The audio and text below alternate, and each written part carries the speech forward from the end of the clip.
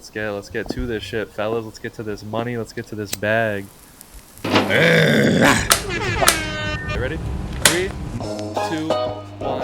And welcome everybody back to a different sports show, episode number 132. Matt's back, Kem's here, and of course I'm here, Thomas Saxby. We are thrilled to be bringing you a nice jam-packed episode. We have a lot of things to talk about in regards to basketball, in regards to football.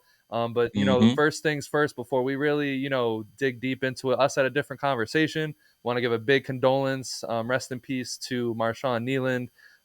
Prayers up to him and his family, the Dallas Cowboys organization, everyone, out there that's kind of feeling some way. Make sure, if you guys are going through things, mentally, make sure you go get that help. The help is always out there. It's never anything that you're going through should never be the end of the story. There's always a way out of it. So make sure you guys are, constantly staying up with that fight because, this world is beautiful. There's so many things that you can go see. But with that being said, let's dive in a little bit. Who wants to start this episode off with a bang? Who got some fire for me? I'll kick this one off. Okay. Oh, Matt hit the stretch and everything. He rolled. He's just getting me tight. This is why we need podcasts like what we got, man. Because I saw a clip. Colin Cowell talking about when LeBron gets back, he either needs to know his role or leave. And it's just like, bro, we as a Lakers organization right now are 7-2, second seed in the West. We have Luka averaging almost a 40-point triple-double in his first start of the season.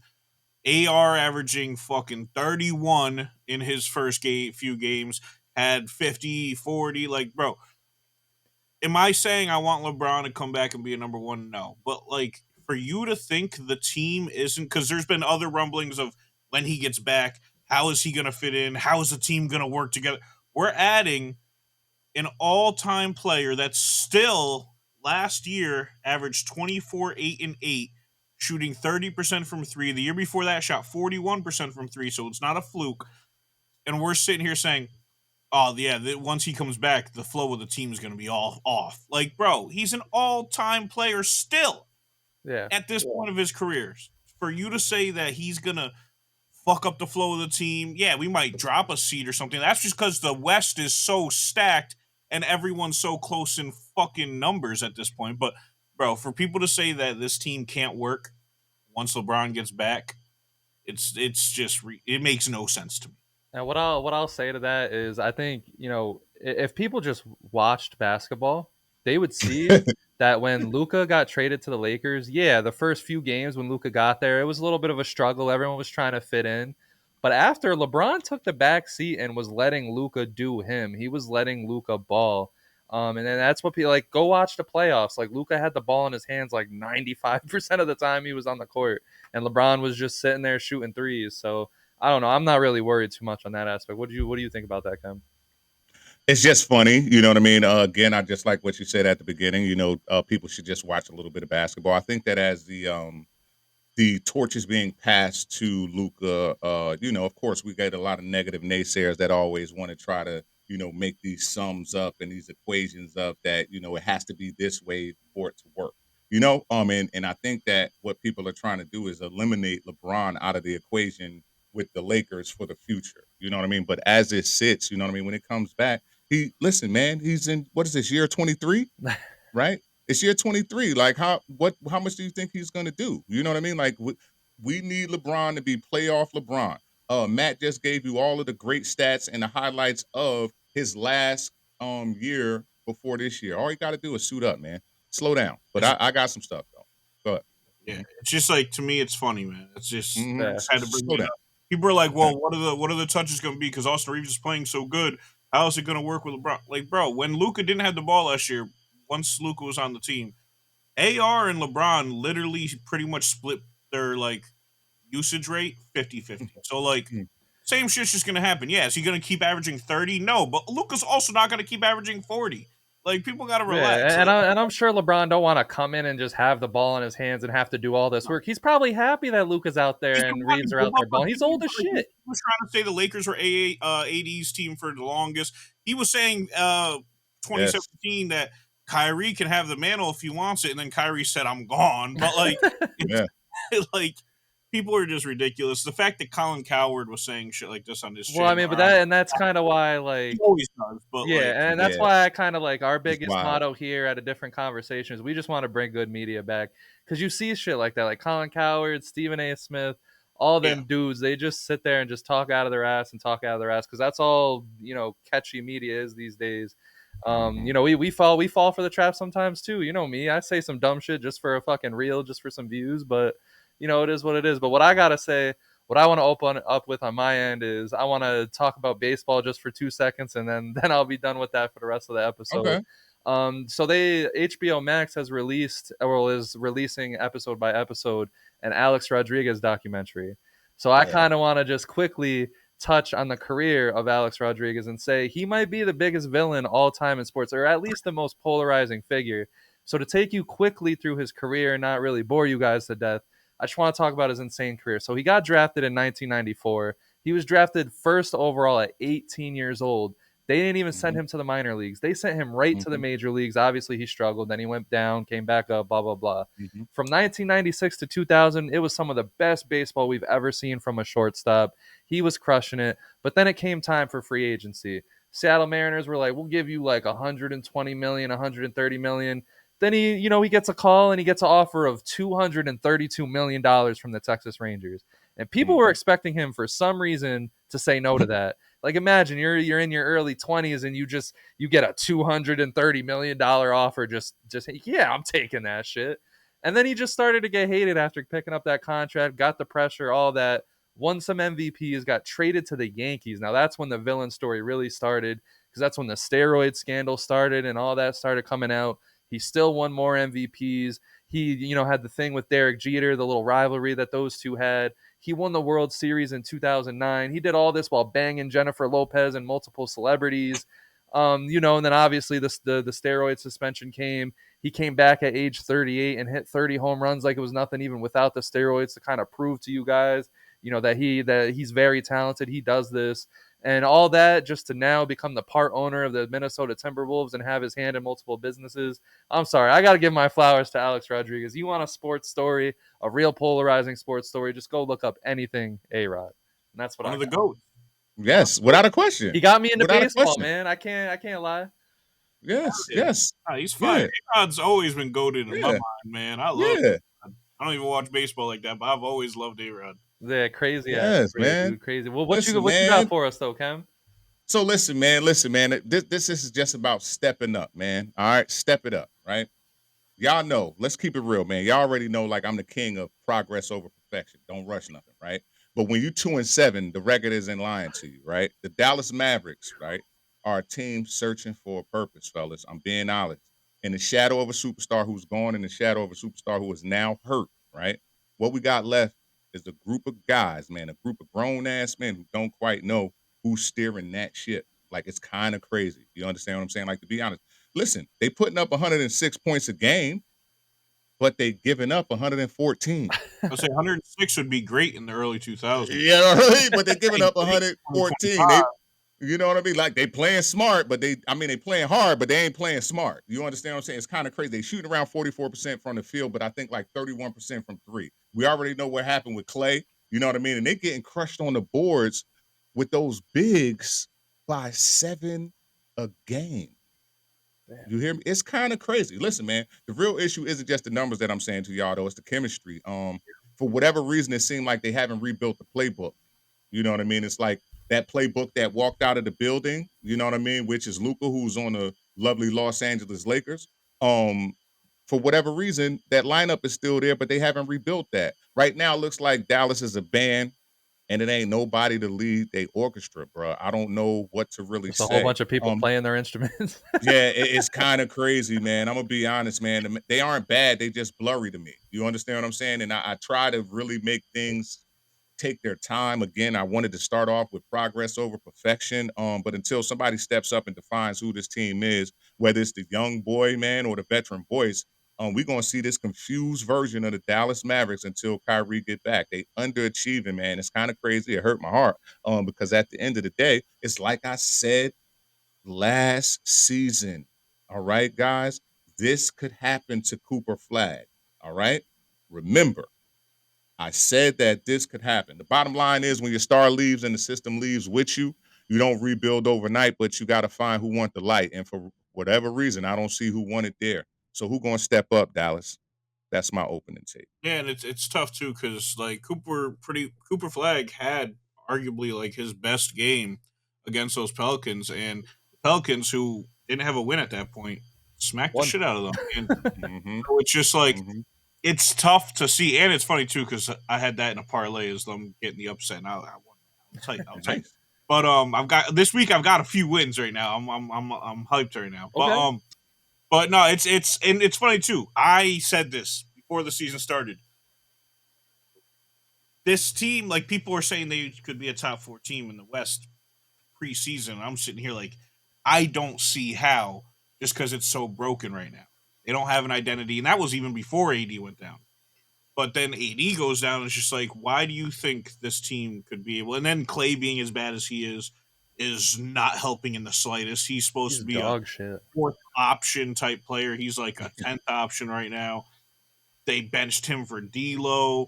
Cooper Flag is still so young into his career. It's tough to try to expect him to be the leader of this team with your 2 leaders on the sideline.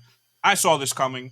I've been said this. Shout out Nico Harrison. We love that dude over here in LA. No, I mean, my whole thing about it is, and that's why I really wasn't too high on the Mavericks. I was high on the Mavericks if, AD could stay healthy, shit like that. But then I saw AD come in, 20, 25 pounds over what he usually is. And I was like, well, how the hell is he going to stay healthy with all that weight added to him? You know what I mean? Because for him to actually be the Anthony Davis that dominates games and wins you games, he has to, be in the paint. He has to be aggressive. He has to be, overwhelming teams. And he's going to get hurt doing so. And we're seeing that right now. But, the team, the biggest thing is that they don't have a facilitator. They don't have an identity when it comes to moving the ball. It's like I said, like it's just a bunch of dudes just playing their instruments in their living room, and it's nothing's really coming together. There's no song coming from it. It's just everyone playing their fucking guitar and their banjo and their ukulele and all that shit. Yeah, that's what I'm saying. They're all guitars. They're all different versions of guitars. And the thing that pisses me off too is people are blaming Jason Kidd, but what is Jason Kidd supposed to do? Like this was the option, right?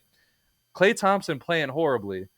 The best option to replace Klay Thompson was D'Angelo fucking Russell. That's he's literally shuffling around shit hoping it works. That's not on Jason Kidd. It's literally on Nico Harrison. And at the end of the day, Klay Thompson, it's sad to see. This dude is an absolute shell of himself. I don't know how he pulled Meg Thee Stallion, but it's probably just because he's a good dude. So it has nothing to do with his basketball performance. Yeah, I know, but I know she can't be like too happy sitting there watching him like y'all a little twisted. I got it a little different. I'm feeling like if I'm Klay, I'm feeling like, but obviously he doesn't by what his play is representing now. He probably does feel like the catch. She should feel like the catch. You know what I'm saying? Yeah. As far as I'm concerned. But at the end of the day, you know what I mean? He obviously feels like the catch by what we see in the product on the field. I mean, he shot backwards. She did not ignite him in any kind of way. You know what I'm saying? Y'all saw that shit? Y'all saw him literally shoot backwards somehow? I didn't even know that was fucking possible, bro. You know what I mean? But they all over everything else. You know what I mean? As a couple. Man, I mean, we'll see. Because like I said, I don't play for pulling that. You feel me? I mean, it could be a situation where they trade Kyrie Irving before he even fucking comes back. I mean, no one knows. I mean, Nico Harrison, I'm just glad this shit's just crumbling in his fucking face. That's what I'm glad. Because like you should have never traded Luka Doncic to begin with, and here you are, trying. I loved it. Nick Wright went on whatever show he's on now. He jumps between shows left and right. He went and said that if Nico Harrison went and offered AD, Cooper Flag, and their pick back for Luka, that they would still get denied. It's just like, yeah, because Luka is all-time talent at 26 years old, and AD is injury-riddled, 32 years old. And so that's why, like, it blows my mind because it's like, yeah, I get it. Luka a little out of shape, injury, knick-knack, here and there. To the finals. But, like, yeah, he brought them to the fucking finals. He's an MVP talent. Like, everyone was singing his song, and you know what I mean? And I don't know what you were expecting out of that. And he was so happy when he got Cooper Flag, too. They were all dancing and shit. They thought, man, we got away with that. He's a kid, man. He's 18. You know what I'm saying? Like, what do you expect from him already? You know what I'm saying? Like, listen, this is what I predicted. I'm not gonna front. This is gonna diminish Cooper Flagg's value.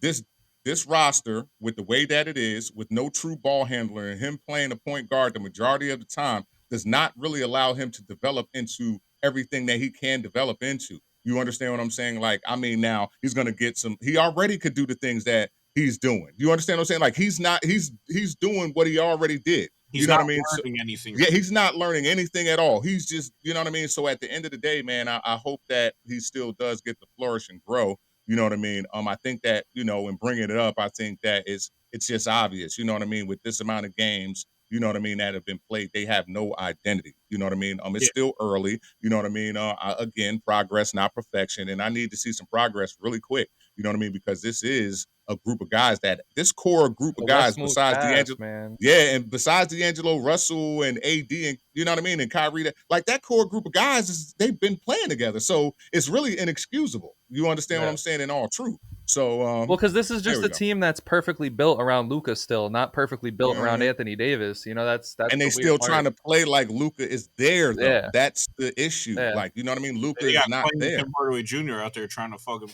Luka. It yeah. ain't working. Mhm. But all right, so let's move into another big topic that's kind of rocking the NBA right now, and that is Ja Morant, who we've kind of Mhm. developed this episode around. So what are your guys' takes on the whole thing? There's a lot of trade rumors. He wants out. KD and his dad are arguing on the sidelines. What do you Mhm. guys got in terms of Ja Morant? Ask the coaching staff. Nah, it's hilarious to me because Word. you see he's totally in his Eric Bledsoe on the Suns that where he put on Twitter, I don't want to be here anymore. He's totally in that mode right now. Mhm. And I think it's hilarious. Not as far as a basketball standpoint, because I want to see him strive, go out there and be the best player he fucking can, because we know that he can be a 28-8 force that leads a team to a second seed. But with that being said, I don't think that version of Ja is going to be in Memphis much longer, ever again. And given I don't know what team is willing, especially with how he's been acting, how he's been playing, I don't know what his trade value is right now. I don't know if it's tanked. I don't know if it's midway. I don't know if it's still up there high. I don't know what people would be offering to get him, but Mhm. I can't see it being high right Well, I'll answer just a couple of those real quick because that's kind of funny. Because what I did was kind of made sure that I gave like a little bit of an analytics snapshot and kind of some of this stuff because it has to make sense in when we get to some of the other things that we're going to talk about with Ja, right? But for right now, he's actually under contract through 2027, now. Yeah. 2028, right? So what we can say, even if we do want to ask the coaching staff and have attribute it to the new coaching staff and what's going on. We still got to look at the recent efficiency dip in his field goal percentage, his turnover rate. Yep. You know what I mean? His health and availability. All of those things are still, you know what I mean, kind of in question with him, right? Without a question, man, he's still a two-time All-Star, right? He, come on, we saw him average 30. You know what I mean? This is not like we didn't see these things, but if he healthy and his efficiency rebounds, let's say 44 to 46%, 25-7, kind of one of y'all said that, right? That's playoff potential type of numbers for Memphis, and Ja's stock remains high. But if it stays down, his availability remains inconsistent. What do you think? The team is probably going to pivot and his trade value drops. Yeah. You know what I'm That's all I'm saying? Like saying. that. If they were to like put him on the Yeah. block right now, that's what I'm Hmm. saying. Right now, I don't know where his trade value is. Obviously, Like, yeah. If and then you another got to month think. goes I, by and it's like this, yeah, yeah. no, clearly And not. then think about it. Let's all right. So let's kind of take a little break from the analytics and talk basketball and talk truth and talk people, personnel and relationships. You got a brand new coach in there. Looks like he was trying to make an example. You understand what I'm saying?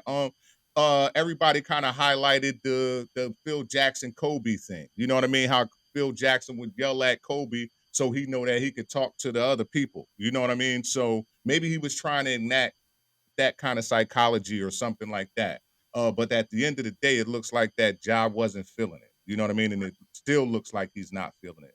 Well, one thing His I will say is we talked about it last week, which you guys didn't see just because we couldn't get that episode out. But the one of the things we talked about in last week's episode was who Caleb Williams and his head coach is like the kids nowadays. You got to talk to them a different way. You can't be you can't treat them like they Kobe's mindset, MJ mindset, KD mindset. They softer now.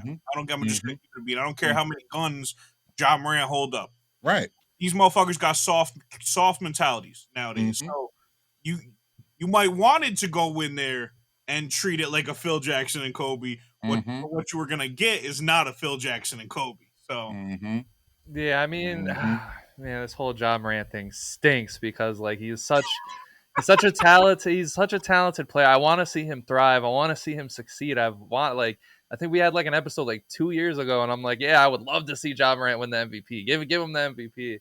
But I think like he was going in that direction. Yeah, I honestly, ultimately, at the end of the day, I think I blame the Memphis Grizzlies ultimately 110% because through Ja's career, they gave him the keys to the franchise. They kind of like, I mean, obviously it's up to Ja Morant at the end of the day to be a professional and everything, but I think they gave him everything a little too fast. It's Memphis, man. What were they supposed to do? No, I know, of course. Not a but like when it came to, oh my bad, Matt, go ahead. Sorry. No, I was just saying they don't have stars often, and they're not a free agent. Yes, that's Memphis. They saw a guy who got them to a second seed 2 times in a row and was all NBA type player. They're gonna give him. Well, but that's what I'm saying. So to continue with my take is like they chose to give him the keys, but then they kind of chose to like take them back a little bit. And obviously he went through everything that he went through. It might have been deserved. You know what I mean? Like I get it. But at the end of the day, you know, when you fire your coaching staff and then you let Desmond Bane go in trade, which it was a good trade for them. You know, you get a lot of trade picks back.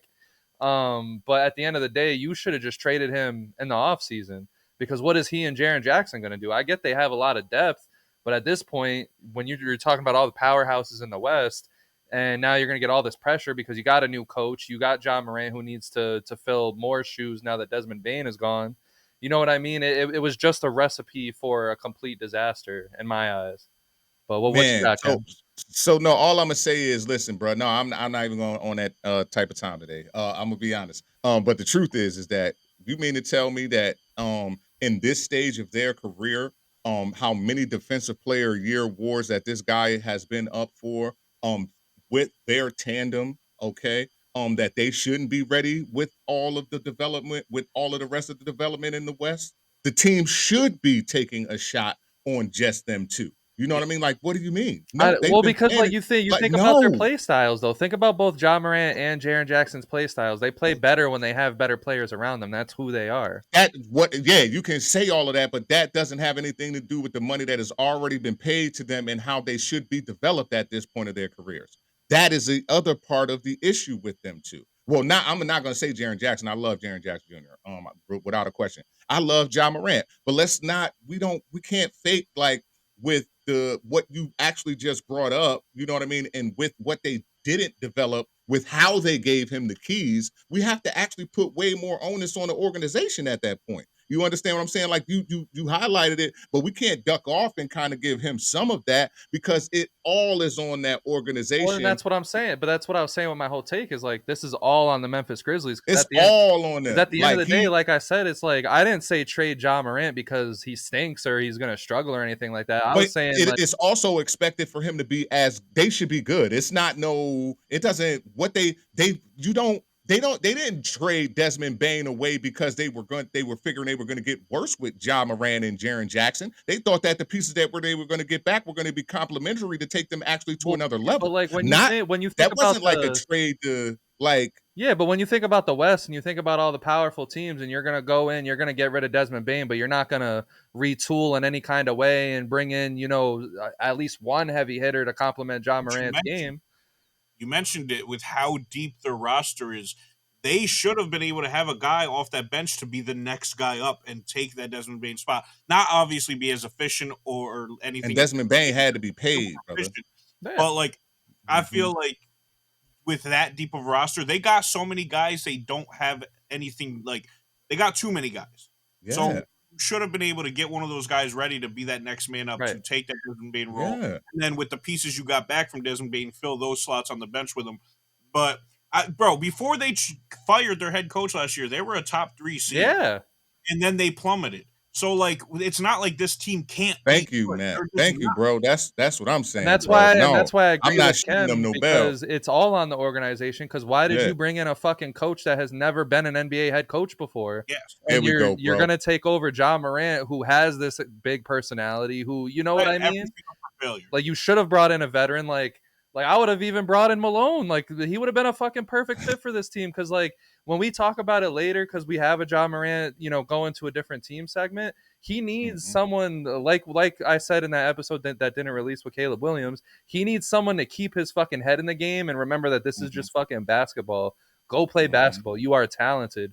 Like, what we're seeing right now is not what we should be seeing. He's turning over the ball so much. He's showing that he can't shoot, but we know that he's shown shades of being able to be a good shooter. His game is all over the place.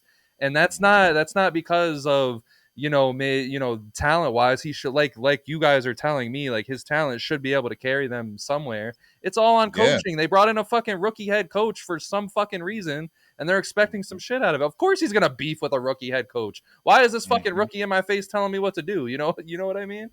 But anyway, his my play bad. style is so different. No, you're fire, bro. Yeah. His play style is so different that organization, like, I don't think that it was a total retool. I don't think that that's what they were. You know what I mean? Like, it's not supposed to look that way. You know what I mean? Yeah. But it does look that way. You know I what I mean? just feel like, because they traded coaching Desmond staff, Bain I so believe, early too. in the offseason. It wasn't like late in the offseason, like something like, oh man, like, yeah, we're not gonna be able to pay him. We got to get rid of him.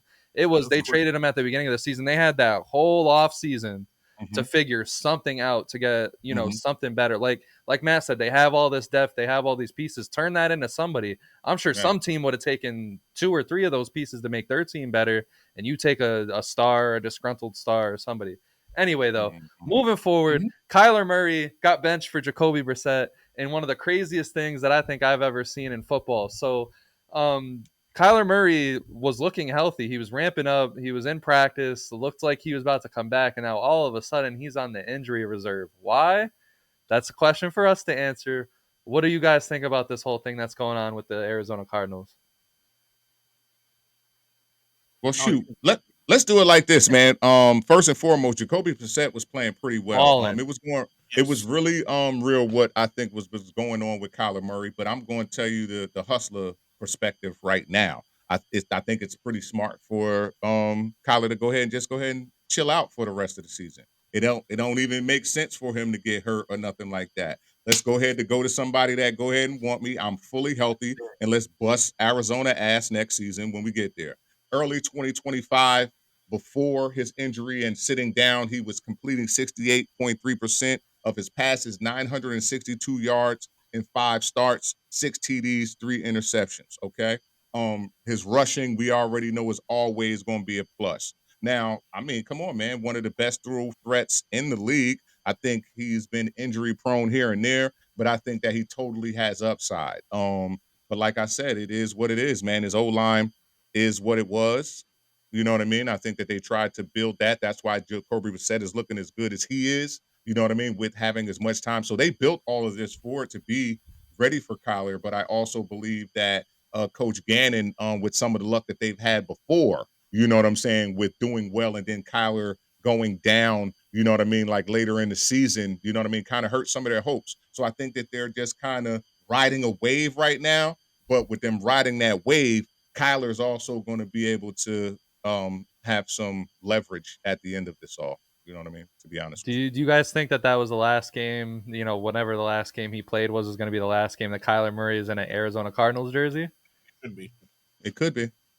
Could be or should be? I think it should. Should be. Okay. Okay. That's fair. Yeah, because I mean, like, my whole thing is, like, I think Kyler Murray is talented and everything, but, like, at this point, I'm just kind of thinking, like, what else do you have to offer the league? I'm not saying, like, he should go retire, leave or anything, but, like, at this point, it's like, well, what has he got left to, like, show the league? I don't think you can really win with Kyler Murray. I don't think it's possible anymore. You know what I mean? And it's just like he keeps getting injured every time he starts putting together these good games. And then now you're benched for Jacoby Brissett. And I love Jacoby Brissett. But at the end of the day, like you're Kyler Murray, you should how much he gets paid. That should have never even happened. That shouldn't have even been. It should have been like, oh my God, we need you back on this field today. And it's kind of like, sit back, play some Call of Duty, relax. We'll figure it out, man. We'll figure it out. Don't worry. Let's keep it a bean, though. Let's keep it a bean. If this is the last time we see Kyler Murray ever in a jersey, he's fine. He's fine. Like, yeah, I don't think he should get the fuck up. I think he is a really good player. Do I think do too. A ceiling raiser? I'm not sure. But I think he can really help a team. And there's plenty. We've seen it this year. There's plenty of teams that don't have sufficient quarterbacks out there. There's plenty. He's going to be a New York Jet next year, baby. No, I'm just kidding. I don't got no problem with that. I actually don't have a problem with that. I got what I'm saying? Shit go later on. You know what I mean? But at the end of the day, I don't think that would happen because he wouldn't be able to play in the weather. You know what I mean? He's played in the South and everything like that his whole career. So I don't know how that would actually really work. You know what I mean? He's been on turf, and that's why Arizona even worked for him actually being drafted with Kingsbury. You know what I mean? To be able to get that going. He actually had a pathway for us to be able to for his skill set also to be highlighted. You know what I'm saying? But he's just like Tua and things like that. Those guys get in the cold weather after, you know what I mean, never playing in the cold weather. Come on, man. Why would I ever trust that? You know what I'm saying? But stop playing. I mean, like at the end of the day, though, I mean, his rights are still owned by the Las Vegas Athletics, so he can always go to baseball if he truly, really wants to, and make that. That I think would be a good little sports story because he was a dog on that baseball field too. When he came in, I wanted him to choose a top baseball. 5 pick. Yeah. No, I think he was 8th or 9th in baseball, but that's still high considering how many people actually get drafted in baseball. But so the NFL trade deadline has come and gone. We got to see some crazy shit. Kem, I kind of want you to lead this off because your Jets kind of, they traded everybody. Probably not enough. They probably should have traded Hall and Wilson and stuff. But what do you think? You see what we got? Do you see what we got, bro? Do you see what we got? Now, listen, even though we read up Sauce, you know what I mean? The same GM that gave him the $120 got him out of there. But what we got out of that was 2 first-round picks. A lot of firsts. Okay? Listen, we got 2 first-round picks. Then we got rid of Quinnen Williams, okay? Hold on one second. Love that trade for both teams. Oh, yeah. No, I think it was smart for them to. We got another first-round pick, and we got defensive tackle Mozzie Smith. All right, so at the end of the day, I think that this is what we needed. Listen, because just like the Detroit Lions, right, who Coach Glenn was a part of the rebuilding, right? They had to do a complete overhaul as well, okay? And it's not like we didn't. I also think that this was one of the best rosters that the New York Jets has ever had with me as a fan. I also do not have a problem with what we got back and what we can build upon with the coaching staff that we have and the pieces that we currently do have in place on the offensive side of the ball. So at the end of the day, you know what I mean? Let's get it. You know what I mean? 1-7. So what? You know what I mean? Let's go. We'll see what we're looking like next, you know what I mean, in the next couple of years. This definitely gives me something to look forward to. I'm being honest, fellas. These first ain't nothing to play with the core of what we already have. You know what I'm saying? So at the end of the day, let's see. All right.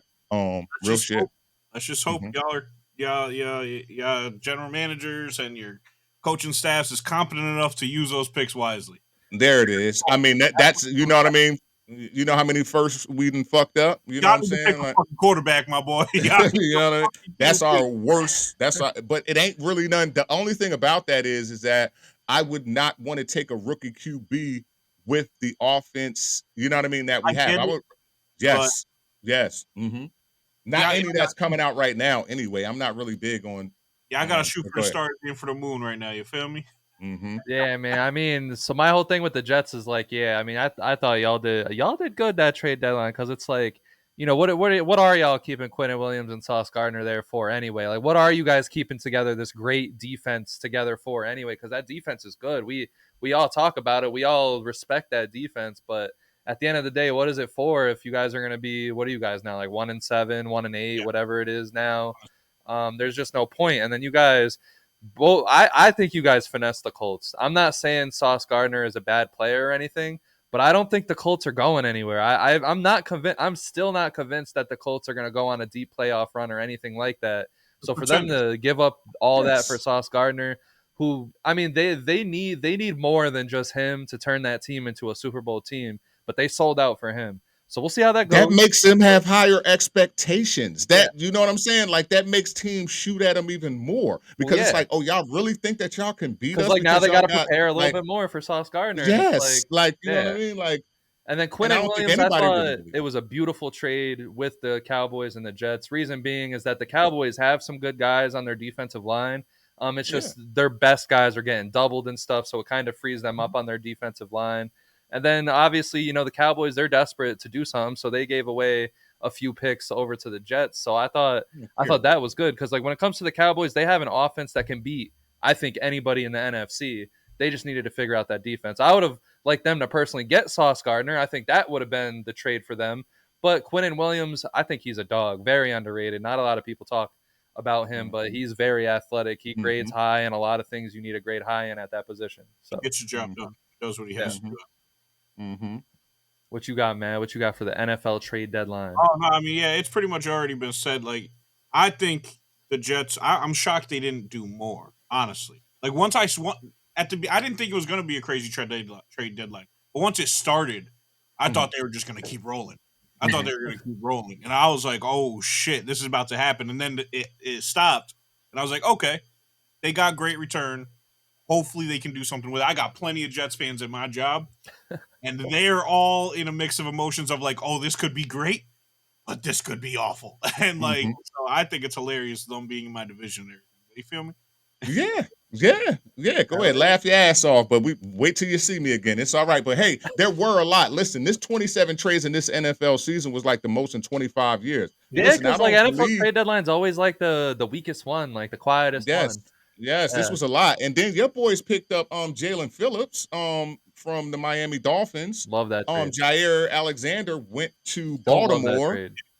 I love Rashid Shaheed getting out there with Sam I Am though. Yeah, I gotta take for that. Yeah, I gotta take for that a little bit later in the episode. You know what I mean? Like, I mean, when it comes to the Eagles, man, I think Howie Roseman is one of the best front office dudes to ever exist. I get he struggled when he first, you know, got his position with the Eagles. But the way what he's been able to do these last few years, the way he's been able to move things around and keep it fresh, keep everything good, I love it. He didn't succumb to the pressure, didn't trade AJ Brown. I think the Eagles are rolling because like you see the Lions, they keep losing these fuck ass games. You know, you see like all these other teams being beat up. I don't know. I do still have the Eagles coming out of the NFC unless like some spooky shit happens. So, you know, some basketball. What are some discussions that you guys want to talk about? Open floor. What do you guys got? Who wants to kick that off? Matt, you want me to go? All right, well, let's go. Listen, man, I appreciate you teeing me up this week, man. But listen, man, we started off on this train, so I am going to stay on it for a minute, right? The rise of Tyrese Maxey and what it means for the guard valuation. Straight like that. He leads the league right now, guys, at 33.5 a game. True shooting assist to turnover ratio is crazy. He is not turning the ball over and just busting ass. I don't know. I think the size, the speed, his creatability right now is probably creating the next model. You understand what I'm saying? For what people are going to look for with their guards if we can produce them. You know what I mean? These high energy, uptick, high speed guys. You know what I mean? But listen, as far as analytics go, his usage rate and all that kind of shit, man, he is kind of crazy. It's historical with how he has jumped. You know what I mean? Like, it's still early. Again, y'all got me on this early train, but I'm going to stay on it. You know what I mean? Like, I can't not, you know what I mean, talk about this, man. And then you got the other guys, man, who are doing crazy right now. You got Jokic, a big man, leading the league in assists, and Giannis leading the league in rebounds. We talked about these things again. I'm just going back to the point so that the people who like, comment, subscribe, and join the conversation understand that we are always on point. The bigs are back. We told y'all this at the beginning of the season with two bigs leading in statistical categories that usually aren't led by bigs, but with this new iteration of the NBA, come on, man. These are things that I wanted to highlight, man. I just wanted to, you know, tip my hat to my guys and, you know, to the people who like, comment, subscribe, make sure that they realize that they joined a great conversation, man. Bro, I love you every week giving big ups to fucking Tyrese, man. We've always said it, man. I always love Tyrese. And the fact that he's And doing this on such efficiency is phenomenal. And I saw the face you made, Thomas, when he said leading the league with 33.5. They're not counting Luka because of games played. You got to do the Yes, he got that's so like total. Yeah. so certain players like that they I don't know. count. But I know. Yes. yeah, Yes. but bro, he's phenomenal. Then you got guys right under him, Giannis, Shea, bro. The league, Mhm. I love the output that the league is giving right now. Um, Mhm. but for me, I wanted to talk about Jokic, man. It's just like, bro, I already talked about it a few weeks back, bro. The fact that he's still just casually, Mhm. nonchalantly just putting up 24, 13, and 12 like without trying. Like I feel like he hasn't really been pushed to any limit so far. He's just casually just doing what he's doing, not really needing to put up a fucking 40 piece or anything, just letting his guys go. Cam Johnson has been hit or miss so far earlier this season. Like they're not playing him like they were MPJ, but he is helping better defensively than what they I was gonna were. say he's doing his thing on defense at least. And Aaron the combination of him and Bruce Brown is kind Yeah, of crazy. You yeah. know what I mean? So Aaron it's Gordon, better. Jamal Mhm. Murray been great. So it's just Mhm. I just love what Denver got going on. I love what Jokic got going on. He's still my MVP pick early in the season just based off of accomplishments with winning with stats. Yeah, man, and you got your MVP pick. I got mine, man. Listen, Giannis Antetokounmpo is balling, brothers, averaging 33, 6 assists a game, and about 13 rebounds on 64% shooting, 54% from three. He's actually been shooting the three ball a little bit more. True shooting at 67%, a steal, a block. He's only averaging less than 3 fouls a game and less than 3 turnovers. So it's not like he's out there just kind of burning out. He's actually out there playing good hoops.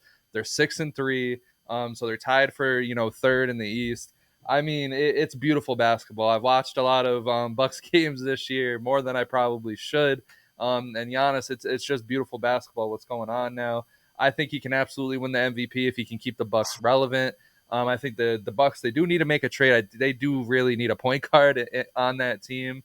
I know Cole Anthony has been okay, but I think they need someone a little bit more infectious in there. But man, it's really nice to see what Giannis got going on over there. And it's like Kevin said, the big man is back. I mean, we right after he makes that take, Matt says Jokic, I say Giannis. Like it's up. Like it's crazy. Like where the league is at right now. And then I wanted to point out in the West, man, like literally the first 6 seeds are all 5-3 or better, and it's like we're in for it when it comes to the West. I mean, It's like gonna be 12, it's gonna be 12 teams deep of fighting to be over 500. It's gonna be Mhm. yeah, and like it's like the Clippers who have started off just a little slow. They're 11th at 3-5. Like it's crazy where we're at with the West. Mhm. Does anybody else have any takes they want to bring to the floor real quick? Anything? I'll just go on a little bit with Giannis too. So with the Bucks and everything, the only reason I didn't have Giannis winning an MVP in my thought process is I like to think I'm a fucking mind reader. You feel me? A fortune teller, you feel me? So I Okay. like to think that I can predict that if they don't do a damn trade, which I don't think they're gonna do a good trade with what the pieces they have that can go out, is I just think Giannis is going to by 50 games in be ran to the ground of just him doing this every game, having to carry, because he's carrying and he's doing a phenomenal job, and his efficiencies are great, his stats are great, his counting, his advanced, everything's great. But I think this motherfucker gonna be run to the ground by 55 games in. He might have an injury, and then if they have an injury to Giannis, this Oh, team it's isn't over. sniffing a win. They're not Yes, sniffing but a win. yes, but wait a minute though, guys. Let's Team be and Giannis honest. go And down every year from being run into the ground almost. right, that you're absolutely correct about that. But you also just brought up the advanced metrics. He's not used as much. I actually think the collection of players that he has is kind of one of the. I'm not going to say the best. It's a good One of collection the of. better. It's a really good collection of players. You brought out Cole Anthony and everything like that. I think that he's a great addition to this Of team. course. You understand what Of I'm saying? course. I think his start and stop ability and being able to like hit threes along with the other guys that they have out there on the perimeter, along with Bobby Portis being able to hit threes. Like, they can shoot threes with any other team. You know what I mean? With Trent, if they ever have to shoot threes with the core people that they have, or they can dog you, like you were saying, Matt. If they do have to let Giannis just kill you, you understand what I'm saying? Like, they can't do that. I He's think that they unstoppable, scary as bro. hell. I think they're scary as hell, and I think if they do well, I don't think that we won't hear anything else about the Giannis trade. But it's crazy is that stuff is kind of was talked about again throughout this week. You know what I'm saying? So I You want know, to see.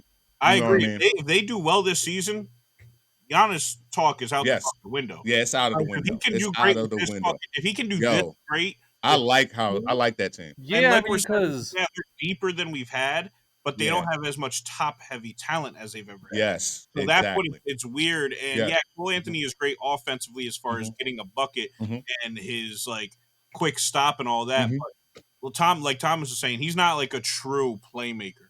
I do No. believe outside of Giannis, say, do you need another real playmaker? I think if Kuzma can get some semblance of stock back, Yeah. bro, he's been such a good bench piece, though. Like, I fuck Yes. with him on the bench, Yes. giving them Mhm. 12, 13. Like, that's Mhm. what's needed when Giannis and is on the also other bench. nights he's giving you 5 Yeah. and 4, so Yeah, it's hit or miss. of course. Off But I the mean, 20 I think And Turner pinning shit to the glass any chance he get. You understand what I'm saying? Yeah. So I don't have a problem. It's I just we got to I will see. You know what I say, mean? given it's You know? early, I did think Turner was Yes. going to get up more shots than he actually is, because he went from 2 years in a row averaging above Mhm. 17 over in Indiana to where it's rough if he gets a 10-point night right now, but that's just because not he's failing to get the ball in the hoop. He's just not putting it up as much. I was shocked to see that. and He went that's crazy in Indiana when they played against Indiana. Yeah, You yeah. know and what that's I kind mean? of That one of was We the saw that coming though. yeah, and that's Mhm. kind of one of the things that I was gonna bring up to like your point, Matt, of Giannis being run down by the end of the year. I don't know, man, because it's like Kem says, his usage ain't as high as it normally is. But at the end of the day, Miles Turner ain't giving us what we know Miles Turner can do. And I think as we go through the year, because remember, the Indiana Pacers, they did not put another sufficient big man around Miles Turner. They always expected Miles Turner to do what he had to do in that big man role. I They mean, never Sabonis was there for 4 years, but say that again. Sabonis was there for 4 years. Well, yeah, but like I mean, like in regards to like actual like looking for a championship and shit like that. Like when it came down to it, like the last 2 years in a row when he was in Indiana, like they were expecting him to kind of lead them on the big man side of things. But like him and Giannis, their game complements each other so well on like what they can do and what they can't do that I think as we go through the season, it's just gonna look that much better. I like Rollins. Obviously the emergence of him has helped them out a lot. And then Gary Trent has been so goddamn useful. I like the team, man. I mean, Doc Rivers is still the head coach, though. That's another thing that we didn't mention. But I he's will say, cooking, though. It's odd. He's actually doing different shit. Like, he's actually, like, it's weird seeing this growth of Doc Rivers actually doing, like, I'll giving never- Giannis his rest, like, doing all this other shit. I've gone way past the point of ever giving him the fucking, I forgot the fucking phrase, benefit of the doubt. So I'm well beyond past of giving him the benefit of the doubt. It's just a wait and see if he can keep doing this. And I will agree with one thing though. Until they got in Indiana, they got guys like Naismith and fucking Nemhard and guys who They are hurt. playing Yeah. defense and stuff. Mhm. It was Turner for years Mhm. being the only good defender on that team and carrying that defense. So this is a good change of pace for him to where It's he an can adjustment, just you know? yeah. So I agree. I've gotten so used to seeing Giannis go down late in the season and being run down that it's still just in my mind of I see it happening again. Hey, you got a point there. Does anybody else want to bring anything else up? Or we ready to keep the train moving? Ready to keep going. All right. So, which NBA player plus team in history deserved a better ending? There's a lot of answers to this. I was struggling on which I should actually choose. I have two off the top Okay. of my head, and one is after seeing the documentary of the players and everything. I think Harden, KD, Westbrook, Yeah. the 2010s. Do you guys hear that? It's like, no. He's outside booming right now. But I feel it. But no, the KD, Harden, Westbrook trio in Oklahoma in the 2010s. They got robbed of having an opportunity, but we as fans got robbed of seeing greatness. Given, Harden, there you could say Harden would have never became Harden if he stayed on that team. Westbrook maybe have never been the Westbrook we got if everyone didn't separate. So I get that standpoint of it. But bro, they were all 22, 21, 20. Their games could have been a lot better and different, and you know what I mean? Yeah, their games could have been way more all around better as far as a team aspect if they all stayed together. And they were doing all that in their early 20s. None of them had hit their actual full prime yet. That was a good call. And you had other guys on the team that were good contributors. I feel like that was just a robbery for us. But me personally, and they loved each other, bro. They loved each other. Yeah, they were genuine friends. Yeah, they were genuine friends on and off the court. But another one for me, this one hurt me. Kobe and Powell with the Nash Howard super team. That should have had a better ending, man. Everyone says it's top 3 worst super teams ever assembled. You look me dead in the face and try to call that a super team, I might hit you. It's just,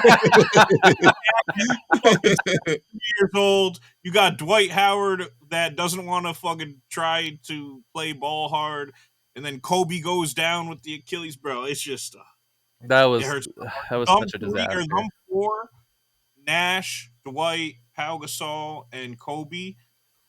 Them 4 only played like a total of 7 games altogether that season. It's tough. Why didn't Nash's wife help him with the groceries that day, man? Selfish, man. But yeah, those are just my 2. All right, that's fair. Ken, what you got for that one? Nah, I gotta go last. Oh, okay, all right.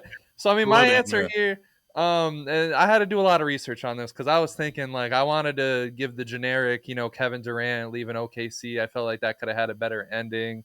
I was also thinking like, Derrick Rose could have gotten a better ending with Chicago, but that was more so him being injured and kind of losing his play style than it was more so, a combination of the two. But the one that I have Kevin Garnett and the Minnesota Timberwolves. Now, you think about everything, bro, like what he gave them. He gave them loyalty. He gave them passion. He gave them some of the best basketball that we have ever seen. Honestly, underrated basketball. Not a lot of people talk about it just because of how bad the Timberwolves were. Best 2-week player in the league. Yeah. MVP level play. The front office gave him no help at all. And he almost got them to the promised land. Like he was working there. They were working in Minnesota. I just wish they got him a little bit more help. The lore of a Minnesota Timberwolves Kevin Garnett ring would have been epic. It would have been huge. Bro, he's already a top 5, 3, 5, power 4, 3 up there. Yeah. And if he had a fucking Timbies ring, oh god, you wouldn't even have a conversation of is Giannis above him or not yet. Right. It's just his cachet would be ridiculous. There would be a lot of people arguing Kevin Garnett over even Tim Duncan, just because of Tim Duncan with the system and all that shit, that the narrative that everybody said. Already argue that if he had got a Timberwolves ring running it his way, there would be stronger conversations. I still wouldn't put him above Tim Duncan because 5 beats 2, but fair enough. But I mean, like at the end of the day, man, like if they just got him some help, like imagine what that would have done for Minnesota as well. Because remember, they went through a dark period for a long time after he left. But like when you got Sam Cassell being your next best up, it's tough. That's why I'm amazed that they were able to do everything that they did. Like Kevin Garnett's so fucking underrated. Like you opened my eyes to that because I know we've been having these questions and Kevin Garnett's been your answer to some of them, and I'm like, let me kind of like look into this a little bit. Bro, what the fuck? People, that's the thing. Like, yeah, if you're gonna name the top 5 power forwards of all time, of course you're gonna name KG. But when you actually name moments in history or stat lines in history or crazy things, nobody ever thinks to go KG. When KG is one of the most skilled all-around players we've ever seen in the game. If this motherfucker could shoot anywhere on the court, did he decide to step in on those threes and make it a 2? Sure. But he could have made those threes. It just wasn't the fucking style of play back then. That dude could pass, rebound, shoot, fucking hit the block, give you a shimmy, go inside, get you fucking 20 rebounds if he needed to, was the best defender on the court at all times. Bro, KG is one of the best players we've ever seen. And my last take before I let you go, Kim, I know you're over there fucking begging to go. Like I feel like teams that would go to face the Minnesota Timberwolves, unless it was like Kobe and something, because he didn't give a fuck. I know they were dreading that day facing the Timberwolves because not only did Kevin Garnett have all that talent, but the way he talked shit, the way he got into everyone's fucking head, bro, like that had to be a nightmare. Like I, as a player, probably wouldn't even sleep the night before because you know you're about to go into this game and you know he's going to fucking get you to the point where you want to punch him in the face and you Elway can't. nightmare for years. So, yeah, my bad, Kim. Go ahead. Nah, you great, man. I ain't mad at you, man. I love both of what y'all said, man. It's kind of crazy though, man, because I wanted to go last because man, I like to kind of go into the archives and the reels. You know what I mean? Those kind of things as Will it pertains Chamberlain to and the 76ers. No, I'm just like come on, bro. You know what I mean? I don't even think my mom was born when he was playing. But what I will say is from 1994 till 2013, we had one of the greats, you know what I mean, whose career in different moments took different paths. He played for 4 different teams. The Pistons drafted him. He also played for the Magic, the Suns, as well as the Clippers. So Who are we talking about today? Who? Grant. Yes, sir. Grant Hill, man. He averaged 21, well, let's say 22, 8, and Round up. 6. Hell yeah, Okay. round up. LeBron like versatility before LeBron, fellas. Yes. In 96 and 97, his advanced line, he actually averaged 26. You know what I mean? And posted 9.3 win shares. Top 5 in the league. All right. Now listen, for context, he went down to Orlando to pair with T-Mac. But we also know that in 4 years, he only played 47 games because of his ankle injuries. All right. It was crazy. A whole time, like his prime years, 28 through 31, he was sidelined. You know what I mean? Historically, that's when most athletes hit their peak, Yeah. right? But then something great and graceful happened to him, right? It's kind of crazy though. But think about it, right? Before his pre-injury, they was talking about him like Bird, Pippen, Baylor. Like I'm talking about literally, He's the prototype of the new he era. was one of them. Yes, sir. That like as a wing and everything like that. Come Yeah. on, man.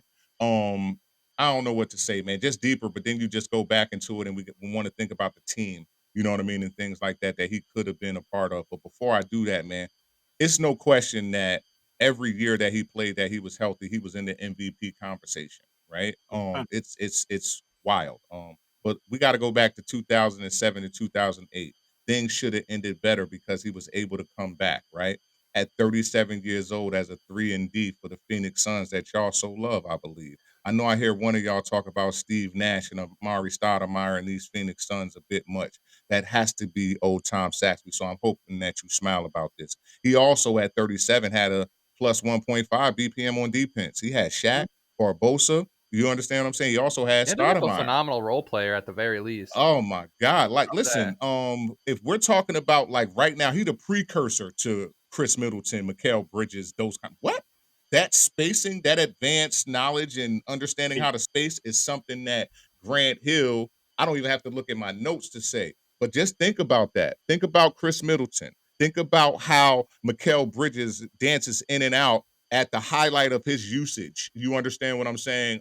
Before coming over to New York. These are real things, that something that Grant Hill was phenomenal at. And it was like you would always see people do like this every time he'd cook them, like, you know what I mean? Because he shimmied himself into spaces, you know what I mean? That was At just amazing. 37. It's At crazy, bro. 37, bro. Literally. He get You space. understand? Crazy. You understand what I'm saying? Like, so listen, also proved about that point forward role that everybody so likes to covet and try That to say prototype. something. You know, he literally was the prototype to this thing. A lot of these analytics area, he literally legitimized this shit with how diverse he was. You know what I mean? Yeah. So listen, man, and shout to him and those guys, man. And even that late roster that he had, that early roster, man. Just think about if Hill, Stackhouse, Ben Wallace. You understand what I'm saying? Like, just think about that kind of shit, man. If he was like, it's just crazy, man. I don't know, man. They ran so many simulations on how it would look with him. You know what I mean? With these other teams and shit like that. It's just kind of crazy, man. But that's who I wanted to highlight, and that's why I wanted to go last, man. Grant Bro, Hill. I love that, bro. It should have I ended a little better for him. Yep. With And the 2K eras thing in the mhm, NBA eras thing on 2K, bro, I've ran mhm. that team multiple See, times over the last couple. yeah. Just because, bro, he's one of those players that, like him and Penny in the 90s, you could see that those two were how the NBA was going. Mm-hmm. They were just so ahead of their time. If you take those two players and drop them Mm-hmm. like let's say they get drafted 2010, Mm-hmm. we're having crazy discussions. We're having discussions about who they are as players because they were so meant for today's era with how they played, with their size, their physicality, but also their skill set, their finesse. It's they yeah. I love Grant Hill, man. All right. No, that was a good segment. See, I'll be cooking with this shit sometimes.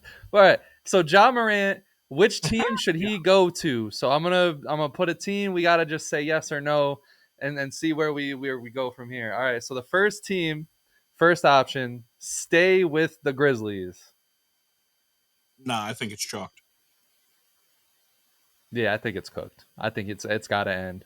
I mean, he's not. He don't like in Memphis. The state in general. He got to get out. He got to leave Memphis. I Yeah. don't know, man. That's a great one. I don't know. I don't know. You know what I mean? I don't. Sometimes, man, I don't know, man. I like ride with my boys, man. But in some of these instances, I'm a little.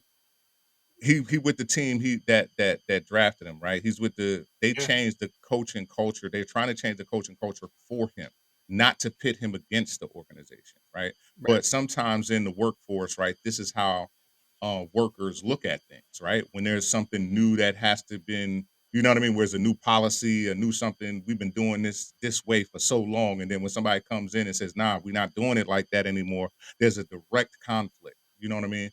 So for me, I'm not sure that, you know what I mean, him going somewhere else right away is the right thing. But as we go through the teams, you know what I mean, I may sway my decision All depending right. on Cool. I the like team. that. You're setting the groundwork of the rest of the segment. I like it. All right. Mhm. So the Sacramento Kings. No.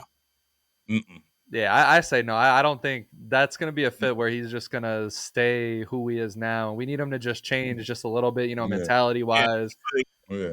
doing that, all right. So now you have Russell Westbrook as your backup, wants to get minutes. So that means you're gonna have Russ at the same time on the court. You're gonna have Ja Morant, Russ, DeRozan, and Sabonis, and no one's And taking Zach it. Levine. And Levine. You might have Zach Levine or just Malik Monk, or at that fifth one, you could just put That's a anybody. crazy team, But man. that's gonna be your only shooter. That fifth guy. And Those can I ask four, y'all something? like, Can I ask y'all something? Who's playing better right now, Brody or Ja? So who are you starting? Fuck. you gotta Yo, And, shout out to Russell One Westbrook of though. them's making a minimum contract. One of them is making 40, 50 million a year. You got damn, why you had to put that part in there? Who's playing better though? Who's playing better right now? Ain't that crazy? Brody Brody. playing phenomenal right now. That's all. I just Russell wanted to get Westbrook y'all to is say like that. kind of showing us that he could play like a couple more years after this one. Yeah, Yeah, he's it's averaging like funny. 46 from the field, 43 from three, 15, 4, and 5 or something like that. He's playing great right now. I like Yeah, it. that I just wanted to say that. That's No, funny. I mean, like with the Sacramento Kings, like it's kind of funny. They kind of just were like, "Fuck it, we're just gonna do whatever, get a bunch of random ass dudes on this team and let them Yeah. ball, man. Whatever. We ain't got nothing better to do." All right, It's like everybody met up at the Y on Saturday. You know what I'm saying? And they running with the same squad. like them Like it's funny. off-season clips we get sometimes of just the random player meetups. That's the Yeah. Sacramento UCLA. Kings. Hmm. Everyone brought drums to that concert in the living room instead of guitar. Yes. Yes. It's crazy, bro. All right, Miami Heat. I could like Miami Heat trade, but Hmm. what's the return? Hmm. Like if you give up the wrong pieces, I don't like it. But if you can get Ja for the right pieces, like you got Ja, Hero, and Bam on that court together, I could see it. But if you Hmm. have to give up Hero, I don't know. I Hmm. don't see that's the thing. I don't think his trade value right now is like sky high like that. I think they could get away with giving up like That's what Wiggins. I'm saying. If you can do the Yeah. right trade, I like it. I, I'm gonna say fuck yes. I love this trade. If there's one yeah. trade out of all these teams that I'm gonna say, besides maybe one of these teams that I kind of like, I think that Ja Morant going to the Miami Heat, not only would it get him, mentally dead set and locked in, which is scary for the league, but they're the team that they have right now, they lead the league in pace. They're a fast team. They don't really depend too much on defense. They just depend on overwhelming you and pause, just shoving themselves down your throat. I really think that I said pause, Cam. I said pause. I said pause. You tried to get me. No, but I like the Miami Heat because you throw him in there. Him and Tyler Hero would be a nice fast duo. They want to be the best defensively. But I think, Bam locking down the inside, they would just really have to worry about, a barrage of threes from the other team. I would love that fit. Well, not even just the play style that you brought up, bro. You got Pat Riley and Eric Spoelstra. They're gonna set him right. That's the biggest part. Yeah. They're gonna make sure he is in the best mind space that he can possibly be. So that's what I like about that trade. Is really just and that's what they need. They just needed a high IQ guard as well, because when Tyler Hero comes back, he's going to be running the offense. I like Tyler Hero in that sense and the system that they got going on, but I don't know. I would love Ja Morant in that. What do you think about the Heat, Kem? I like it. I mean, you said it all. It's nothing else for me to actually say. Yeah, you know what I mean? No. Like I 100% agree with what your take was. You know what I mean? The only thing I think that they would probably do better with Ja handling the ball more if he was on the team. You know what I mean? I think that they would having Hero go back to being off ball. Yes, I think they would do better with that, with the pace and space and how they run that. I actually like watching Miami right now. Like, I don't mind. Yeah. Yes, they're a nice, fast, cool team. Yes, you know what I mean. Like Jaquez, everybody that comes in. Jame's been playing great this Yeah, year. they actually are playing really good ball. So it's pretty cool. I can't wait to see how that tempo continues, or the continuity of the tempo continues when Hero gets back. Bro, when Hero gets on that court, I'm a little scared of Miami, bro, because when this play style, how fast they play is literally going to play right into Tyler. As long as they can get it off the rim, you know what I mean? As long as they can get it off the rim, you know what I mean? Offensively, it's going to be fine. You know what I'm saying? Because it's going to, again, they get a faster pace, so they get to shoot more. They just got to. Norman Powell was a fucking addition for that team, bro. Yes, like, come on, man. He's hooping. And all right. Like, Houston. I'll happily say, my bad. even it's only quick into the season, I'll happily say that I had the take of, I think they're just going to be mediocre midway team, 7 through 11 seed. So I think we should sell it all. I'm happily saying that I'm probably wrong in that. So weird, man. We're so it's so different this year than how we came into this shit. But it's like, it goes back to you can't count out the Heat as long as they have Eric Spoelstra. He's gonna develop. I mean, they're making a play in. Without a question, he's gonna develop a system that goes around anybody that he has in front of him. Anybody, he'll come up with that system that works. Because this is the first time where they're like, okay, throw defense, out the fucking door, and let's just fucking overwhelm people offensively. This is the first time that he's really, going into first that. Time since the LeBron era. Yeah. They were defensive sound, but they were also, let's put up 135 points on your ass. Yeah. All right. And Bam is their best player, so yeah, you can't be defensive when he's Houston Rockets. Houston Rockets. Yes. Yeah. But that's not gonna happen. But yeah. Yeah, I don't even know if I like. All right, I like the fit, but I don't want you to mess up what the Houston Rockets have. That's what it is. And I'm not saying Anderson young core, but I just don't know what you'd give up for him, and I don't want you to give up the wrong pieces for him. I don't want you to give up Tari Eason. I don't want you to give up. Well, you're not going to give up Amen or Jabari Smith, but then you're going to have to give up Tari Eason. I don't want you to give up Tari Eason. I think Tari Eason is a fucking gem off that bench. He's leading the league in 3-point percentage right now. Yeah, I love Tari Eason's 3-and-D type of play. So I don't want you to give up the wrong pieces. So I just don't want you to touch that trade. Yeah. I mean, for me, I think when it comes to the Houston Rockets, I don't think they should make a big move. I'm saying no, because I don't think they should make a big move like this until at the end of the year, you see how far this team with just Kevin Durant as your superstar can take you, because Fred VanVleet is injured. They haven't even gotten Dorian Finney-Smith yet. The addition of Finney-Smith could take this team to a completely different realm when you talk about the defense and the 3-point shooting that he alone brings. Yeah, that's the problem. That's the issue right there. You get Ja Morant there, the D gets worse. It's a big risk that you take getting Ja Morant. You know what I mean? Either work really well or it could work really fucking bad. Yeah, but this is where his deficiencies automatically are. He doesn't play good defense and he doesn't shoot good threes. Those things they actually do well. So by getting him, that is going to be that's going to be a deficiency there. Now, of course, he can help with the uptick of around the basket scoring and different things like that, but they're also young, man. So I don't think they need another young player. They need the superstar, like you just said, with Kevin Durant being the OG and the official superstar that knows how to keep that, let's stay with our theme, keep that orchestra playing to the same song. You understand what I'm saying? Like real talk, because he is the superstar and he is the resident OG at the same time. A young superstar with that, I don't know how that works. You know what I mean? Plus what he brings to the table. You know what I mean? The negative part. But I think it would look good. But no, I don't. So think we talked about them a little bit earlier. The Milwaukee Bucks. Who, right? So listen, man. You want me to just shoot it out there? No, I'm gonna say no. You know what I mean? I'm gonna just say no. We just highlighted how Milwaukee is actually playing. So with what I believe Giannis is trying to do, again, man, I don't think that another apparent superstar with what he has going on right now, that's in the flux, and you don't know, like we don't know where Ja is mentally. You understand what I'm saying? Memphis was a great listen, man. I hate to kind of highlight these things, but you know what I mean? Like we all were young, we all went through different things, and we, like at the end of the day, it's a risk to mess with me when I'm in certain, you know what I mean, mindset states and things like that at certain ages. So at the end of the day, with the gambles that have already been taken on him, most have paid off, especially with the sneakers and all that type of shit. Like everybody loves his shoes, the young, like everybody love him. But when it becomes to organizations, you know what I'm saying, man, I'm not sure. You know what I mean? I hate to, you know what I mean? You know what I mean? I just feel like it would just be, and given like you can say what you want, there was a lot of injury stuff. I think it would just be another Dame 2.0 scenario, not in play style, but in outcome. So I feel, and then also we just got off of talking about this is one of the deeper squads they've had with all around players. You're going to give up a bunch of that to get man, who can't all over again. Drive heavy. Who else is like that? Giannis can't shoot the ball, drive heavy. So they're going to be doing a lot of the same things, and so I don't like that at all. And then also we've seen when you got mentally fragile fucking players, guess who's one of the worst coaches for that? Doc Rivers. So I don't like that either. Yeah.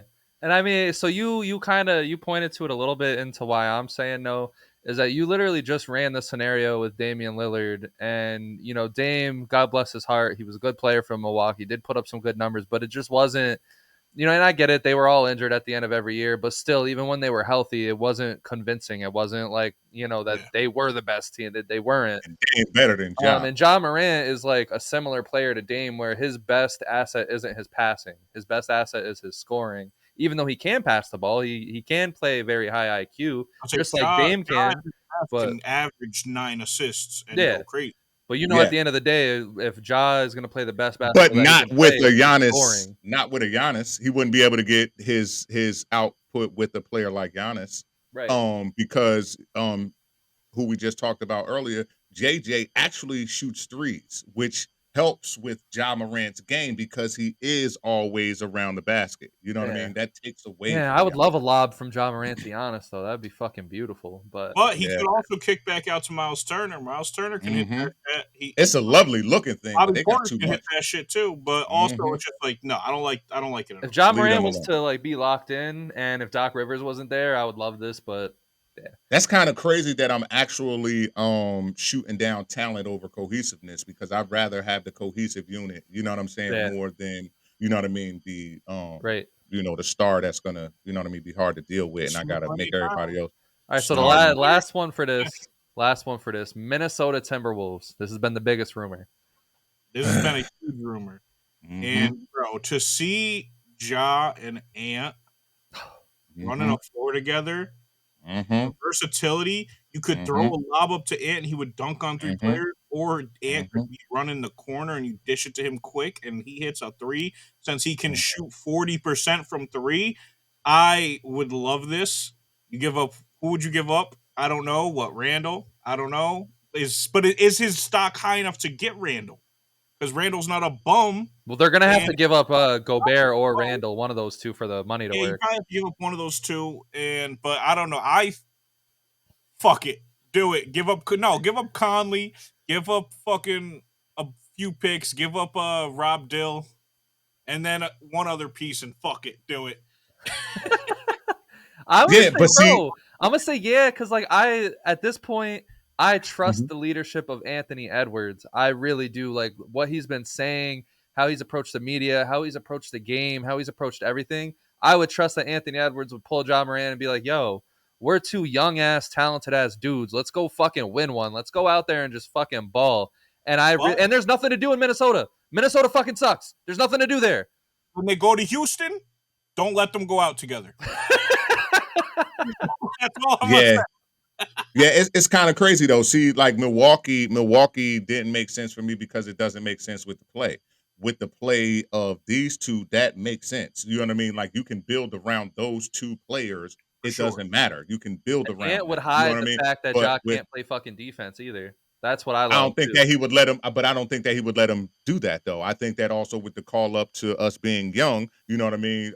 Listen, man, You this play hard. listen, yeah, man, you need to don't let nobody get past you, man. Hell Like, yeah. you know what I mean? Listen, man, you know how I feel to me with like, come on, man, just He won't sharing be a that perfect conversation defender, but he'll with be another trying his best. dog. Yeah, having that conversation with another dog, you know what I mean? I think it's totally different. I think that that can happen. So I actually like that, you know what I mean, over and Giannis is older and all that. Like, we can't have that fray. You know what I mean? Like, Giannis is in championship mode day one. You know what I'm Every saying? He day. is not, He you wakes know up what in I'm the morning saying? thinking Like, about a chip. that's a little different. Anthony Edwards can take a loss a little bit different than Giannis can take a loss. You 100%. understand what I'm saying? Like, it's totally I different. think I think if Mhm. you got Anthony Edwards looking you dead in the face like a dog, it's just real. Remember the Titans with the left side, strong Mhm. side. They're gonna get each Mhm. other going. They're gonna get Mhm. each other hyped up. I Easy. love that. Easy. Say this then. What is your one top take for NFL in general? So, for me, I'll open this up just to kind of, lay out the groundwork. So for me, personally, I think the Seattle Seahawks are probably a team that I am genuinely scared of. Absolutely 110%. Absolutely scared of the Seattle Seahawks after they made that trade. They are the quietest team in the league right now. No one's really talking about it. But if you look at their depth chart, if everyone watching, if you just pull up their depth chart, sorry, I'm trying to waste time so I can pull up the depth chart. But the quarterback, you got Sam Darnold, you got Charbonnet and Kenneth Walker in that running back room, and then your wide receivers is JSN, Shaheed, Cooper Cup, and you also got Troy Horton who can catch the ball, and then you got AJ Barner at tight end. Bro, their offense, there's no holes. How do you prepare for that? That's fucking crazy. The only way they lose is if Sam Darnold chokes under the lights.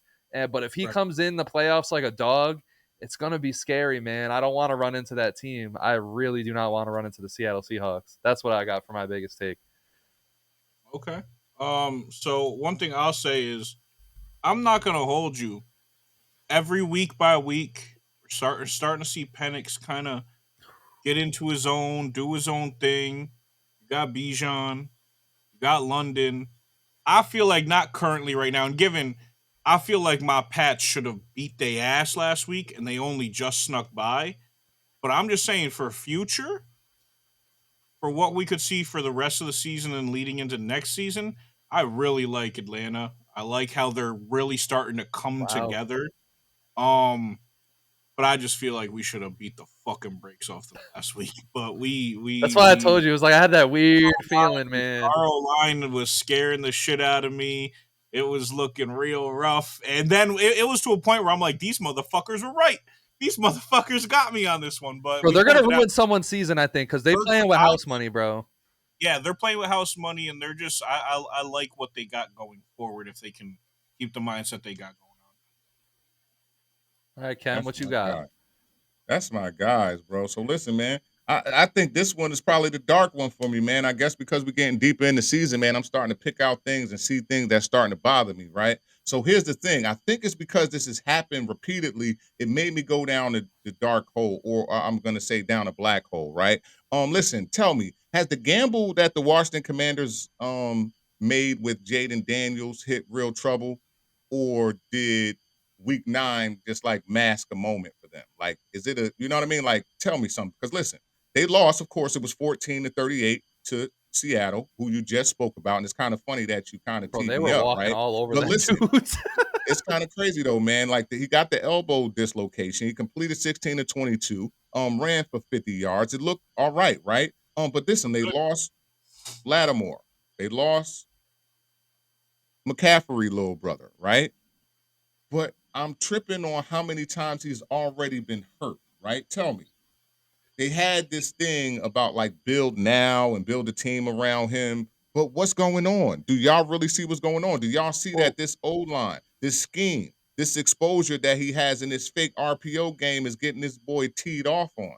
I don't know what it is. It looks like Cliff Kingsbury only runs a shotgun for him. You know what I mean? Which kind of is a tell on all plays. The same thing. Why I like Kyler Murray. You know what I mean? You put him in a shotgun, he's able to do a bunch of things. but it's also the reason why Tom highlighted what he highlighted. You know what I mean? He's not dependable as the season wanes, okay? We saw him have a fabulous rookie debut. But listen, man, I'm going to be honest, and I don't want anybody to ever get the injury bug. It is said that the young man will be back by week 12, maybe. You know what I mean? But at the end of the day, man, you tell me, is they on borrowed time? I really think that the front office did him bad. They didn't do him enough justice. I can't put this on Jaden Daniels because you mentioned it with the O Oh no, line. this is not about him. I'm Oh talking no, about yeah, people yeah. getting Like hurt. that O Yeah, line, yeah. that O Mhm. line stinks, right? So they Mhm. went into the off season for the first time, and I don't know how long, with an all in mentality. We're gonna make all these moves. They got fat ass Debo Samuel. They got all these other dudes, but they didn't build the O line. And this is my issue with teams. You see a generational quarterback walk through your fucking door, and you don't think to get an O line around them.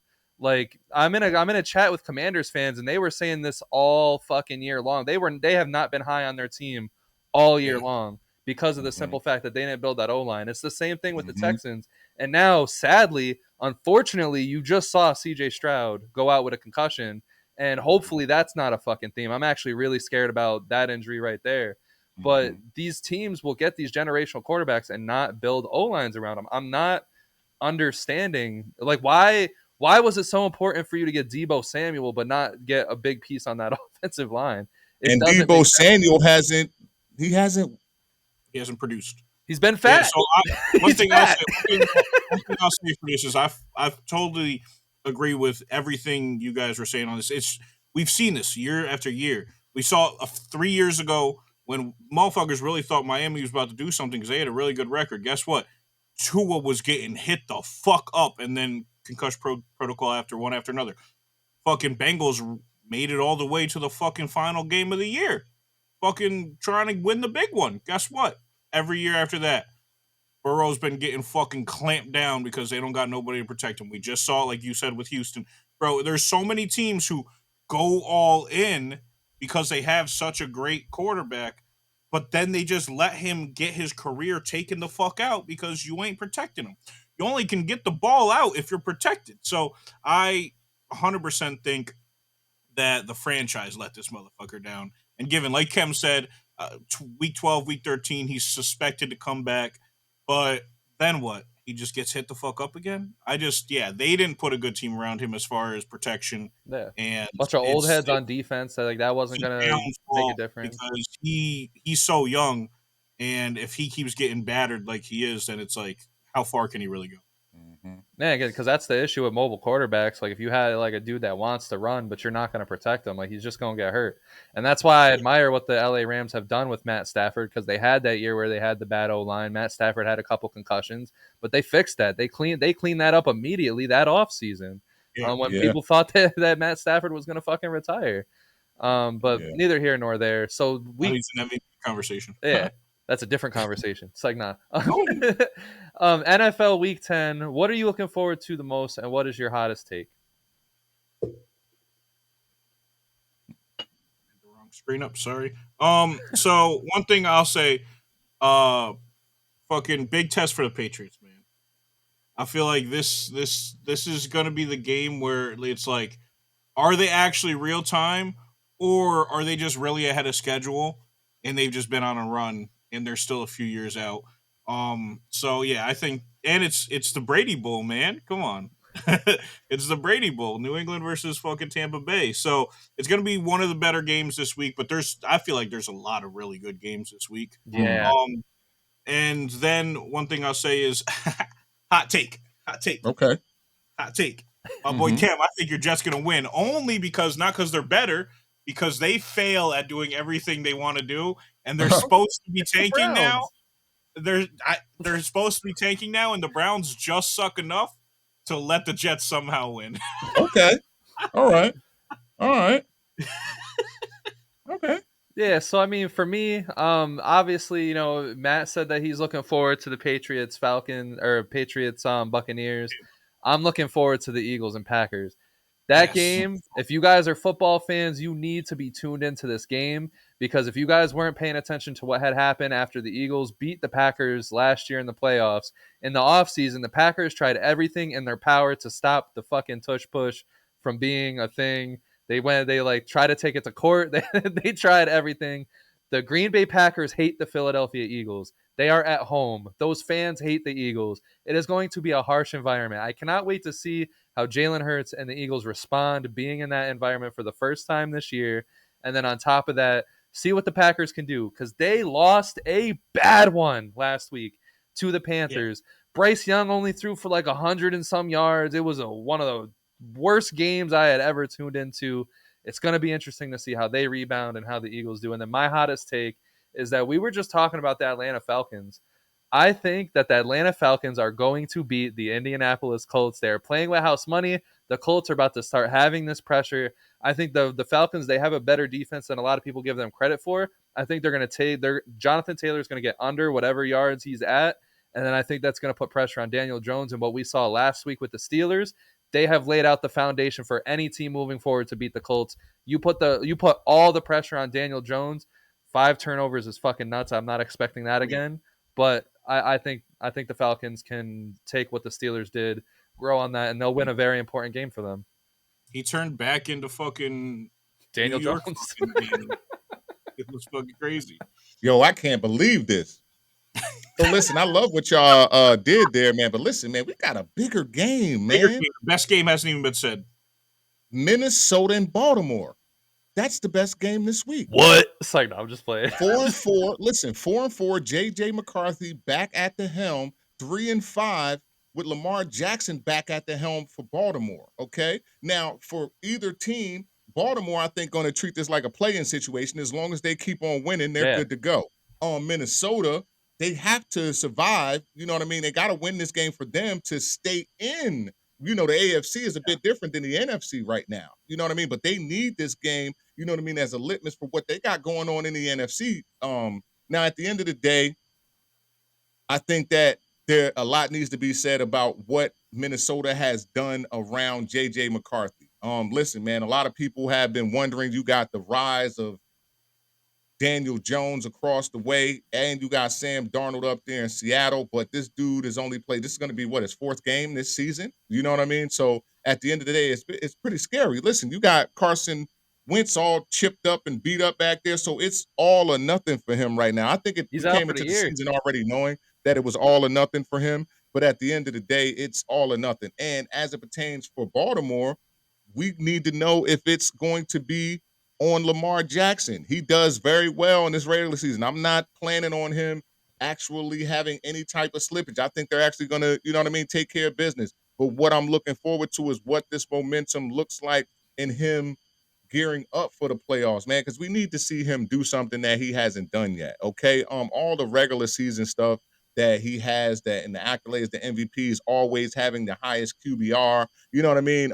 Interception to turnover ratio is really great. But now, you know what I mean? I think this is where the rubber meets the road on this game right here, man. I'm really excited for this game. So I think to take off from that, I think that it's not the biggest game as far as like for what we can see Lamar do as far as trying to do something different. I think this is the game where we see everyone else on the team. Because like you said, you started off the statement saying if it's all Lamar or it's the team, I think we need to see that defense keep getting better like they have been. And I think we need to see all the other guys, Derrick Henry involved. I think we need to see everyone show that we are the Ravens and we are going to win, not just Lamar. They're better when he's there, man. It's amazing what they look like when he's not. Of course. I'm not saying that. Oh, no, I agree with your take. I'm just saying, it's just so crazy how much better they look when he's there versus not. It's disgusting. It's night and day, man. That shit's all right, crazy. So boom, let's move into the betting challenge. Kem is obviously winning. He's been schooling me and Matt. So me and Matt, we have to come back here. We got to make a big comeback here. So I'm going to lead this off. First off, I got the Steelers plus 136 beating the Chargers. I don't believe in the Chargers. Maybe they'll make a believer out of me. But I think the Steelers, they got a huge win against the Indianapolis Colts. One that I think can revive that whole locker room. I think they're going to come into this one, and I don't think the Chargers are going to see what's coming. Now, I don't know about this one, but this should be obvious. I got The Lions covering the spread of 9 points or more against the Commanders. They're going to come back. They're going to have this good game against another shitty team. They always do this. They lose, and then they come back against a shitty team, beat the brakes off them, and it's just back and forth. I got Matt Stafford throwing over his yards, which, hold on, let me look it up. One second. It's at 260. It's at 270. I got Matt Stafford throwing over that. If I was a betting man, I think he's going to fucking sling that ball against the 49ers, because the 49ers, they're going to shut down that run game. It's going to be all up to Stafford. And whenever it's up to Matt Stafford, he fucking makes it happen. It's Matt Stafford. He's slinging it. Gunslinger. Yeah, and then the last thing I got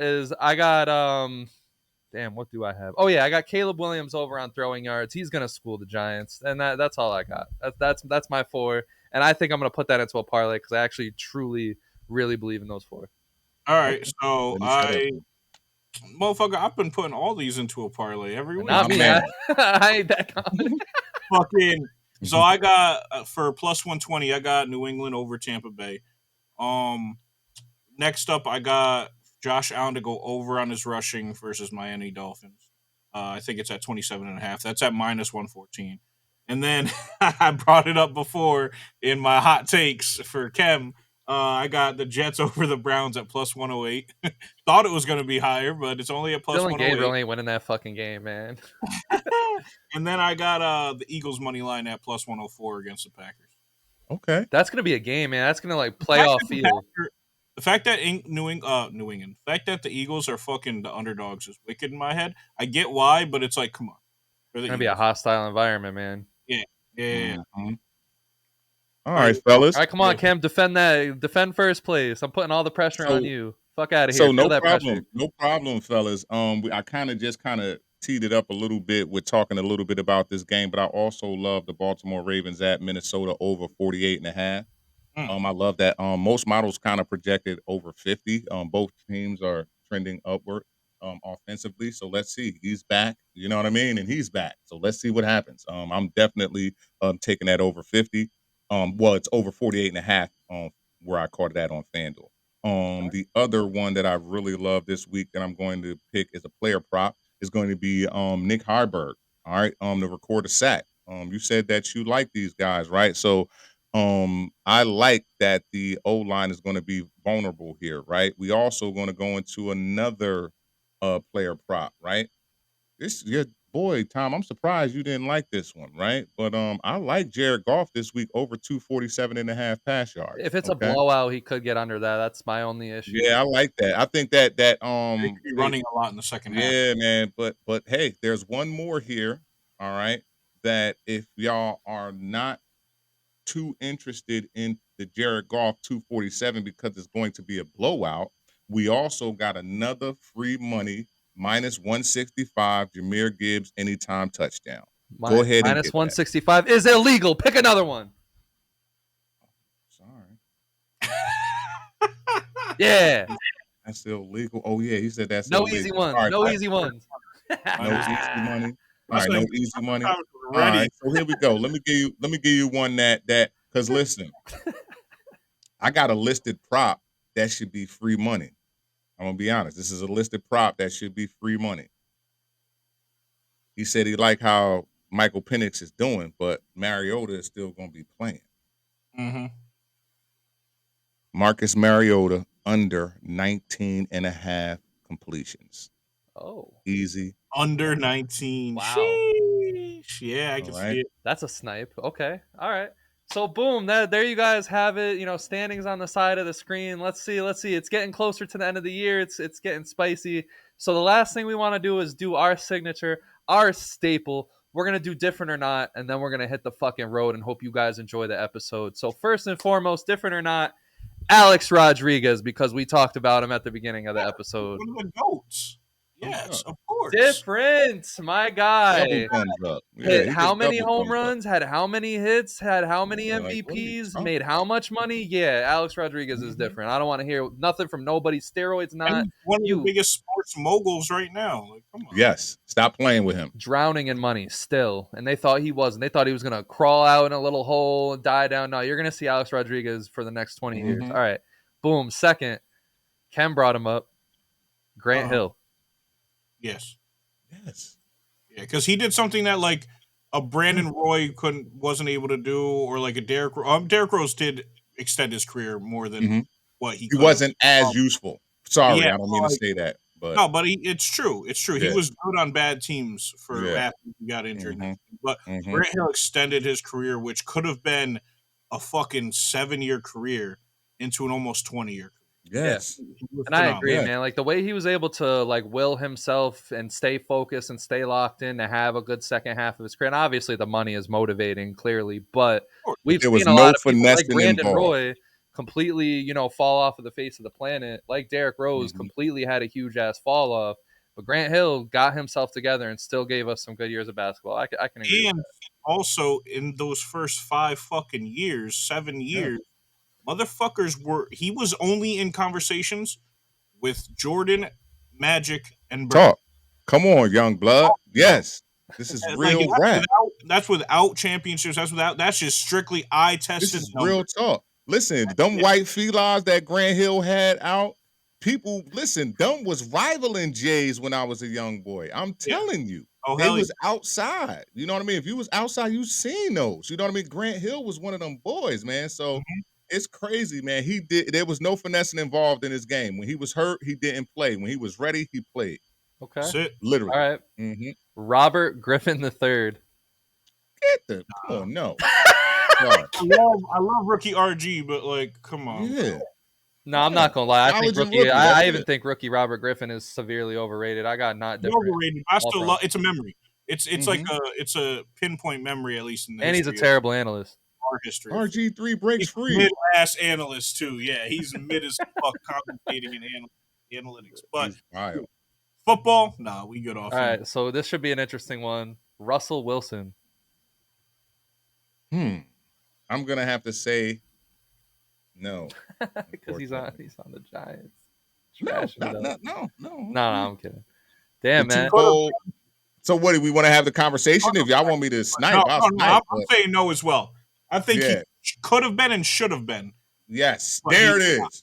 There it is. Yeah, I think the reason once he got that first bag, listen, after he won the 2 bowls, right, and got that bag, right, for whatever reason, that's where the ego kind of kicked into. You know what I'm saying? And his play a bit diminished. Listen, man, he didn't even like to. He was an RPO guy as well. You know what I mean? He didn't even like to do that anymore. You know what I mean? He started doing things that it was just different. His play, his athleticism didn't go anywhere because you saw flashes of it. It looked like what he decided to do. You know what I mean? And it was kind of crazy. So no, he's not different. He had the talent and success to be in conversations with some top 10 quarterbacks. Yes. And just didn't fell off. capitalize. Yeah, it was like he decided to do it. You know what I mean? Like his personality doesn't help either, but outside of that, like he had the talent, he had the success, and he didn't capitalize to the maximum. Broncos country, no pride. He's a good guy, man. I love him as a he takes care of another man's figure. Great guy. But, yeah, he's a great guy. Yeah. Yeah, man. I mean, I'm saying no, man. I mean, I think he I mean, no. I'm trying to like say something nice about him. Like he was cool in his day and all, but like, you know what I mean? He's just like, I honestly think if they had a better quarterback during that time, they probably win like 5 championships with the team that they had put together. And honestly, when Pete Carroll tells him, "Hey man, why don't you pass on this play on that ball, gang?" Yeah, he should have been there. Like, no, I'm giving this shit to Marshawn, and that's shotgun formation, coach. Copy. And that's the next person, Marshawn Lynch. Different or not? Beast mode is different. Beast mode is different. Beast mode is different. Beast mode is different. By far. What you got, Kem? My bad. Beast mode was definitely that dude. I mean, it was the running attack and the Legion of Boom. Like, you know what I'm saying? Like, at the end of the day, he wasn't asked to do too much. He was entertaining, too. That's the thing that Russell Wilson wasn't. He wasn't entertaining, man. And the Legion of Boom. His personality was, he's kind of the first Dak Prescott, if you ask me. You know what I mean? Besides having the Super Bowls, you know what I'm saying? Like he got the bowls, but Dak has a similar personality where they like kind of just say the right things. And, Yeah, they try you to know what be I mean? They John don't give you Cena. anything else. Yeah. They're media trained and they have the personality of a cardboard box. Yeah, they don't give you anything else, man. It's wild. It's super Or wild. Marshawn Lynch. That Yeah. motherfucker would just say whatever. Eating a Him, bag Richard of Skittles Sherman, on the all those sideline and go guys, give like- you 150 yards. That's fucking crazy. Yeah, all those guys, man, they were, you know what I mean? Like they were what it was, but I know that that's probably one of the early times of, and one of the newer times of the quarterback being propped up, you know what I mean, as the face of the team. You know what I mean? And he had nothing to do with the success of Seattle, in all honesty. Not like that, but That was a you know, he played a key position, but that Yeah, team bro. was And Peyton Manning didn't know what heavy. fucking hit him when that Seattle Seahawks team strolled through in the Super Bowl, Mhm. bro. Mm-hmm. All right, and then last one, and we're out of here. This is gonna be an easy one. We're just gonna say he's different. Monte, no, I'm just kidding. Kevin Garnett. Yes, without a doubt. I already gave him all the praise earlier on within the video. Mm-hmm. He's one of the best players of all time. In my Mhm. top 20 players of all time by far. Mm-hmm. Hell yeah! So Not that's a there. question. You That's have it. easy. That's 4 more people into our different list. One of these days, we're just gonna compile the whole list together and kind of just like release it, whatever. But at the Mhm. end of the day, man, we guys hope you guys liked and enjoyed this. So make sure you do like this, subscribe, get on in tune. We have a lot going on. We have a lot of conversations to be had about what's going on. This is the last sports episode that's going to be on Squadcast. Squadcast, thank you so much for hosting us for the last 3 years, on and off. We're still going to use you for some episodes, not as much as we were using you before. If any of you podcasters out there want a nice, good, easy to use platform, make sure you guys go on Squadcast. Thank you guys so much for having us. With that being said, make sure you guys get on the train. And it was funny how Matt ended off last episode, get on the train or whatever. I didn't remember how you said it, and then you couldn't speak, so I just had to ad lib, man. Get on the train, or I feel really bad for you because we're going somewhere with this. We're moving on along.